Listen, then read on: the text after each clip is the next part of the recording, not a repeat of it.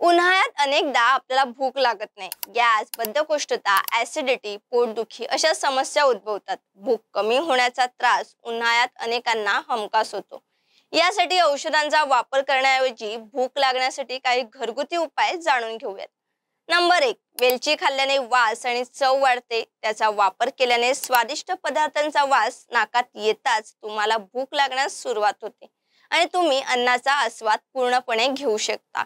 याशिवाय वेलची खाल्ल्याने पोटात बद्धकोष्ठता आणि पचनाचा त्रास देखील होत नाही. नंबर 2. भूक वाढवण्यासाठी तुम्ही धण्याचा उपयोग करू शकता. धणे थोडा वेळ पाण्यात भिजत ठेवा आणि हे पाणी अधूनमधून पित राहा. तुमची भूक वाढण्यासोबतच धणे शरीराला आतून थंड ठेवण्यासही उपयुक्त ठरतात. नंबर 3. भूक न लागल्यामुळे तुम्हाला पोटाचा त्रास होत असेल तर ओवा खाणं प्रभावी ठरेल. ओवा खाल्ल्याने पोटदुखी, गॅस आणि पचनाच्या समस्या कमी होतातच आणि त्यासोबतच आपल्याला चांगली भूकही लागते.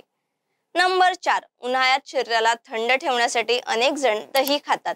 दह्याचे प्रोबायोटिक्स गुणधर्म पचन संस्थेला निरोगी ठेवून पोटाच्या सर्व समस्या दूर करण्यास मदत करतात. त्यामुळे तुम्ही दह्याचे सेवन करू शकता. त्यामुळे भूकही लागते.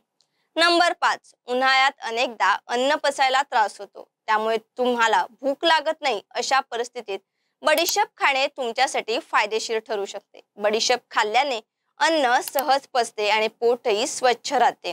ह्या टिप्स तुम्हाला कशा वाटल्या आम्हाला कमेंट्स करून नक्की सांगा आणि अशाच नवनवीन व्हिडिओसाठी टाइम महाराष्ट्राला फॉलो करा. धन्यवाद.